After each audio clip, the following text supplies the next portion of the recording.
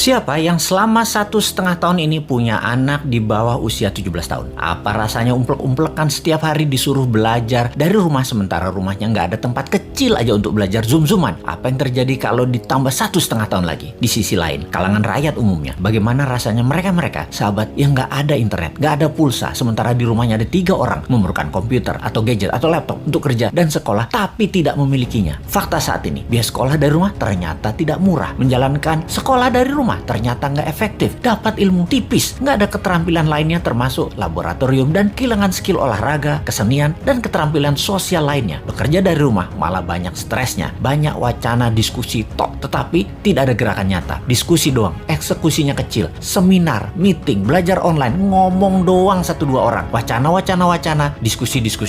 Rekening mah minus juga. Saat ini dunia bergeser jauh. Berapa lama kita akan menjadi seperti ini di bawah serangan virus? Jawabannya, kalau gini cara mengelolanya, selamanya, setidaknya sampai tahun 2025. Demikian kata WHO dan World Bank. Waduh, paling cepet 2023 awal deh. Tetap aja lama. Maunya tahun 2021 ini paling lama selesai deh. Vaksin dah tuh 100% orang Indonesia. Pertanyaan lagi, apakah selesai COVID? Ya nggak tahu juga. Menurut Ngana, selesaikah COVID ketika 100% manusia Indonesia sudah divaksin? Jawabannya nggak tahu. Misalnya, manusia setelah divaksin, efeknya tingkat kematian dan fatality-nya menurun, tetapi tetap bisa kena. Dimana kalau kena ya isolasi mandiri, katakan 10 hari. Setiap hari ada 30.000 orang bergantian bergiliran. Tiap hari ada 30.000. Karena 10 hari di isoman, maka yang dikurung hari itu adalah 300.000 orang per hari yang terkurung gantian sampai 100 juta orang. Gitu ya, 2 tahun itu bisa tercapai? Bisa lebih. Serem amat ya kalau ini terjadi. Untuk mencapai 60% populasi yang benar, ya bisa 2 tahun lagi, mungkin bisa 4 tahun lagi. Kalau hal ini terjadi, maka bukan hanya ekonomi yang ambiar, tetapi keterampilan sosial anak kita, keterampilan lainnya hilang. Bisa terjadi generation gap yang parah, di mana di tahun 2045, 24 tahun lagi, mereka usianya yang sekarang 10-20 tahun itu adalah mereka menjadi tulang punggung angkatan kerja dan usaha. Mereka, bayangkan, tidak punya keterampilan yang mumpuni. Maka angkatan yang usianya 50-70 tahun di kemudian tadi masih tetap bekerja dan ini tidak efektif. Maka gawat kalau bernegara tidak ada yang memikirkan hal ini, tetapi lebih memikirkan tenaga kerja asing bagaimana bisa masuk terus dengan dilindungi pejabat paling berkuasa. Alhamdulillah berhasil masuk terus. Itu lebih penting baginya sekarang. Saat ini generasi mendatang ngapain gue pikirin katanya. Yang penting saat ini lagi berkuasa, gak ada yang boleh halangin. Pokoknya gigi 5, gaspol, gue harus kaya. Lalu siapa yang urus generasi muda yang sudah 1,5 tahun ini dikurung di rumah? Ditambah masih ada kemungkinan dikurung lagi 1,5 tahun lagi. Kita urai masalahnya. Kalau anak usia saat ini 7-11 tahun, usia SD, mereka tidak mengerti banyak tentang culture, budaya lokal